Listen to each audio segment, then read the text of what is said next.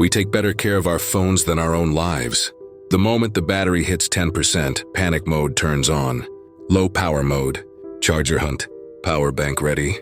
But when you hit 10% energy, you tell yourself, it's fine, I'll just push a little more. That little more is how people stay exhausted for years. 2026 is coming whether you're ready or not. The world is not slowing down because you're tired. Technology isn't waiting for you to catch up. Younger people are learning faster, failing faster, adapting faster. And meanwhile, you're still negotiating with yourself about when you'll start. Let me ask you something real. When was the last time you truly put yourself first? Not after finishing one more task. Not after helping one more person. Not after scrolling one more hour. But actually first without guilt. Most people don't put themselves first. They put themselves last. After work, after family, after friends, after messages, after social media, after replying to people who wouldn't reply back for days. Then they wonder why they feel drained, stuck and quietly angry at life. Here's the truth nobody likes to hear. If you don't protect your energy, someone else will spend it for you. People admire sacrifice, but they forget the cost. You give and give until there's nothing left. And then suddenly you're lazy, unmotivated, or burned out. Ow, you're just empty. Think about this. If you don't build yourself now, one day you won't even be able to help the people you're sacrificing for. An empty cup doesn't pour anything. Putting yourself first doesn't mean becoming selfish. It means becoming sustainable. Most people live on later mode. Later I'll get healthy. Later I'll learn that skill. Later I'll focus on myself. Later I'll take risks. Later quietly turns into never. And never turns into regret. Regret doesn't scream. It whispers at night. I had potential. I almost started. I could have been more. The people you admire didn't wait to feel ready. They didn't wait for approval.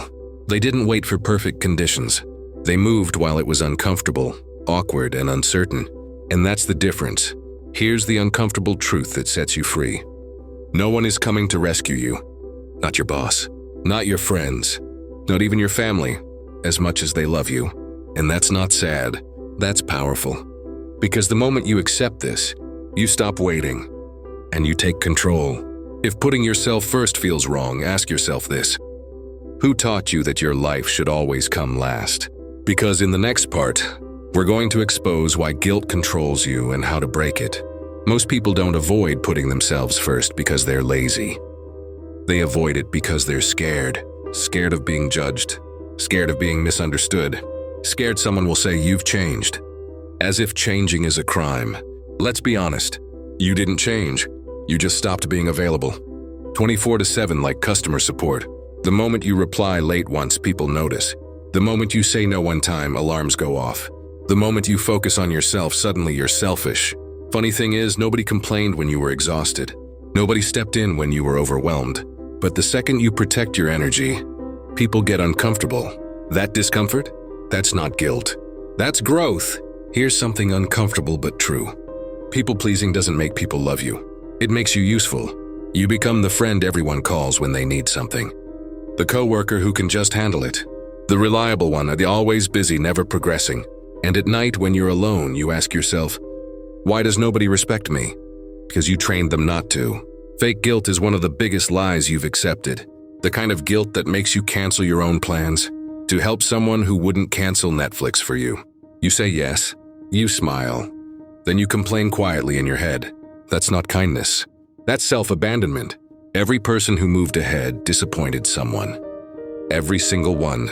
Not because they were rude, but because they stopped explaining themselves. Look at the people you admire. They didn't beg to be understood. They didn't send apology letters for growing. They chose progress over permission. You're scared of judgment, but let me tell you the truth.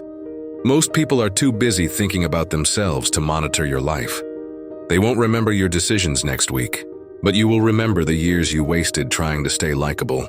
Fear of judgment is a trick. It keeps you small while making you feel polite. Here's the rule if 2026 is going to be different. Stop trying to be liked by people who don't pay the price for your life. Say no faster. Protect your time harder. Stop over-explaining your boundaries. Yes, some people will feel uncomfortable. That's okay. You're not here to be convenient. You're here to become something. Growth always costs you an old version of yourself. The version everyone was comfortable using. Now here's the real question. Even if you want to put yourself first, why does your phone still control your time and your focus? In the next part, we're going to break down distractions, discipline, and daily structure. Everyone says the same thing. I don't have time. That sounds responsible? It sounds adult. But most of the time, it's not true. You don't lack time. You leak it. You wake up already tired. You check your phone just for a minute. 5 minutes becomes 30. One video becomes 5. You call it relaxing, but somehow your future never fits into your schedule. Look at your day honestly. Who decides how it runs, you or your phone? Notifications decide your mood. Messages decide your priorities. Other people's emergencies decide your schedule. And your own life keeps getting postponed. That's not bad luck. That's no structure. The people who move ahead don't have more hours than you. They have fewer distractions and stronger rules. If you don't schedule time for yourself, life will schedule distractions for you. Putting yourself first starts in the morning. Before the noise. Before the chaos. Before you give your attention away to everyone else. 1 focused hour a day changes everything. 1 hour learning. 1 hour building. 1 hour improving a skill. That's 365 hours a year. That's how average people become dangerous. Most people live on vibes. They wake up and see how the day goes. That's not freedom, that's drift. Discipline isn't extreme, it's intentional. You don't need a perfect routine. You need a non-negotiable one. Pick 1 skill that actually matters, not 10. 1. Commit to it daily, even when you're tired. Especially when you're tired. Motivation is unreliable. It disappears the moment things get boring. Discipline shows up even when you don't feel like it. Your habits are silent votes for the person you're becoming. Every day you vote. Scroll or study. Comfort or progress. Sleep late or wake early. No single choice feels life-changing in the moment. That's the trap. Skipping 1 workout feels harmless. Skipping learning today feels fine. But weeks pass, months pass, and nothing changes. Putting yourself first means choosing discomfort now, so you don't live with regret later. And let's be real. If your environment stays the same, you will stay the same. You can't build focus in a distracted space. Unfollow noise. Reduce access. Create friction for bad habits. And ease for good ones. Stop calling yourself busy when you're just distracted. Busy builds, distracted consumes. But here's where most people really fail. They work hard, stay busy, and still don't move forward. Why? Because they're avoiding responsibility. In the next part, we'll talk about excuses, ownership, and why comfort is the real enemy. At some point, discipline alone isn't enough, because even disciplined people get stuck if they keep blaming the world. My boss doesn't appreciate me. My parents didn't support me. The economy is bad. The timing isn't right. Stop. Those excuses feel safe because they remove responsibility, and anything that removes responsibility also removes power. Blame is comfortable. It gives you a reason to stay the same without feeling guilty. But comfort is dangerous. It doesn't kill you fast. It keeps you average slowly. The moment your life changes is the moment you say, "This is on me." Not because life is fair, but because ownership gives you control. Every person you admire accepted responsibility early. They didn't wait for permission. They didn't wait for ideal conditions. They acted with what they had, where they were. Most people avoid responsibility because it's heavy. If it's your fault, then it's also your job to fix it.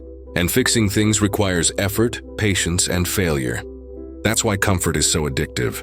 It whispers, "You deserve a break," when what you really need is direction. Let's talk about money, not greed, not flexing, freedom. Money is not a reward. It's a tool. A tool for options. A tool for security. A tool for independence. People who don't put themselves first treat money emotionally. They spend to feel better. They scroll to escape. They complain but never change their habits. People who take ownership think differently. They invest in skills. They delay pleasure. They think in years, not weekends. Your relationship with money reflects your relationship with yourself. Waste money and you don't respect your time. Avoid learning and you fear growth. Invest in yourself and suddenly life opens doors. Responsibility isn't loud. It doesn't post motivational quotes. It shows up quietly every day. Saving when you want to spend. Learning when you want to scroll. Saying no when it would be easier to say yes. That's real power. And here's the truth nobody likes. If you stay the same, the world will outgrow you. Not because it's cruel, but because it's moving. In 2026, playing small is expensive. Waiting is expensive. Avoiding ownership is expensive. The price shows up later as regret, stress, and limitation. So now the question becomes simple. If you know what's holding you back, and you know what needs to change, why do most people still fail to follow through? In the final part, we'll break down daily execution, identity, and how to lock this in for 2026. Everything you've heard so far means nothing if it doesn't turn into action. Not tomorrow, not next week, today. Putting yourself first isn't a mindset you post about. It's a behavior you repeat. You don't decide once and change forever. You choose yourself in small moments. The ones nobody sees. The ones that don't feel heroic. Waking up 30 minutes earlier. Choosing learning over gossip. Choosing growth over comfort.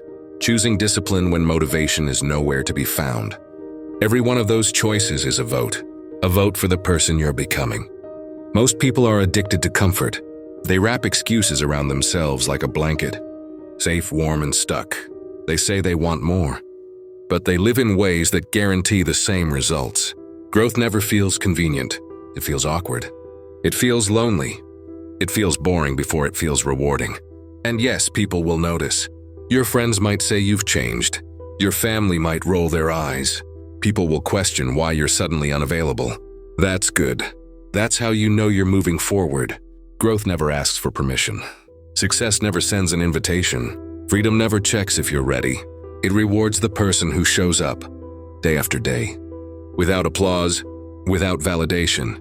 Here's the part nobody tells you. No one will clap when you go to bed on time. No one will celebrate when you say no to distractions. No one will praise your discipline. But one day your results will speak so loudly, you won't need to explain anything. Putting yourself first isn't selfish. It's survival.